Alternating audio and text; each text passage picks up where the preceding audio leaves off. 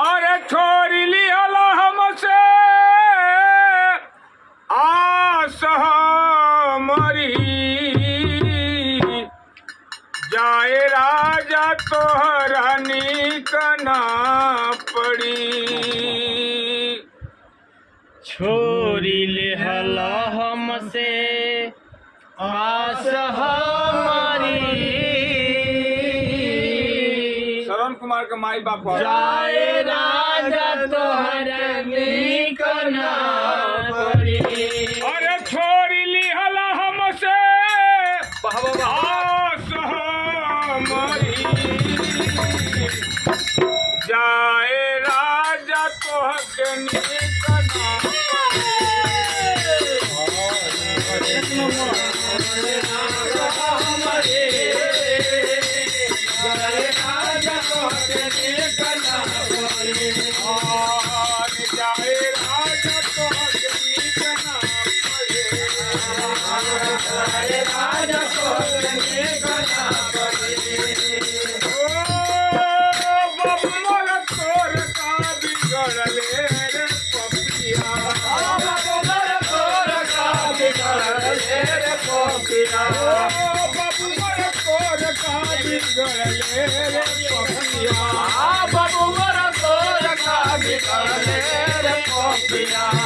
Cinema में बाण मारी कोई दिहला हथिया, मार मारी कोई दिहला हथिया, सिनेमा में बाण मारी कोई दिहला हथिया, मार मारी कोई दिहला हथिया।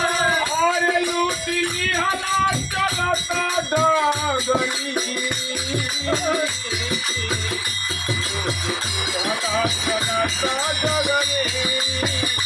जाए राजा तोहके नीक ना पड़े।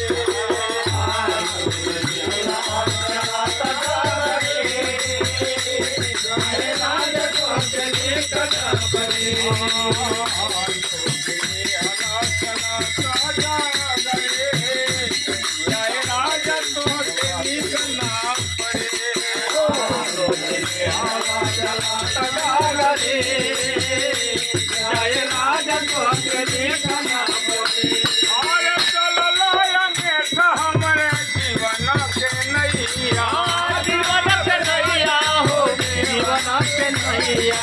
और कहवा तू गइला ए सरवन भैया, सरवन भैया हो, सरवन भैया।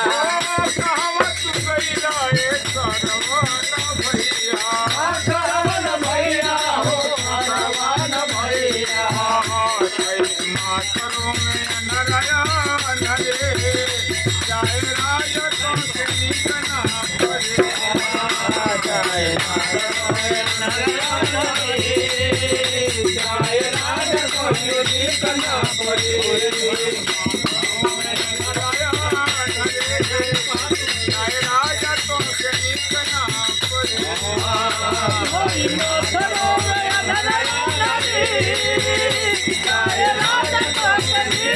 अरे जैसे तड़पत बनी एक दिन तू तरफ, अरे जैसे तिलक बनी एक दिन तू तरफ, उतरे करन एक दिन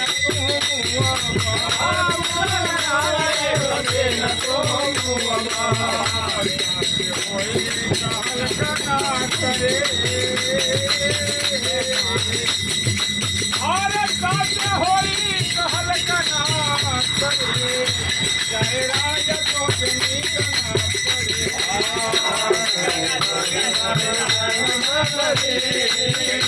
जाए राजा कोई नीक ना पड़े।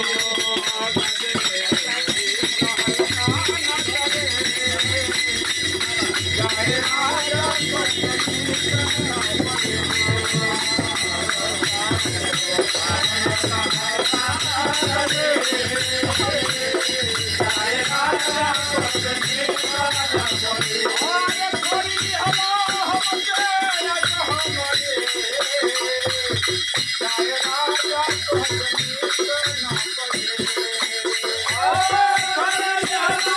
Hare